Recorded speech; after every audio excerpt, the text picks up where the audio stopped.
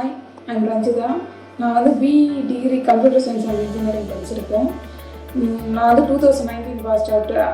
நான் 2019 passed out ஆனதுக்கப்புறம் நான் வந்து ஜாப் வந்து டெக்னிக்கலாக ட்ரை பண்ணிட்டு இருந்தேன். பட் ஆனால் எனக்கு அந்த டைமில் வந்து டெக்னிக்கலில் கிடைக்கல, நான் டெக்னிக்கலாக தான் கிடச்சிது.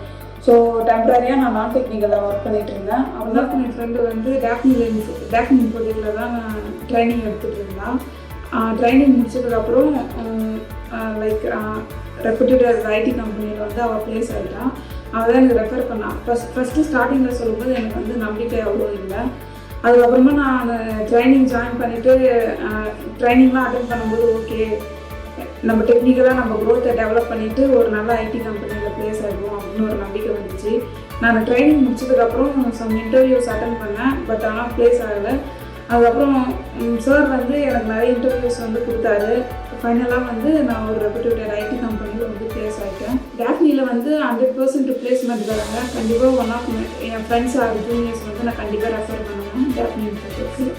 ஸோ இப்போ நீங்கள் வந்து டிகிரி முடிச்சுட்டு ஜாப் சீக்கராக இருக்கீங்க அப்படின்னா கண்டிப்பாக டேக்னி இன்ஃபோடெக் வந்து ஒரு பெஸ்ட் ஆப்ஷன். பிகாஸ் நம்ம டேஸில் வந்து ஐடியில் நம்ம மூவ் ஆகணும்னா ஏதாச்சும் ஒரு டெக்னிக்கல் ஸ்கில்ஸ் கண்டிப்பாக நம்மகிட்ட இருக்கணும்.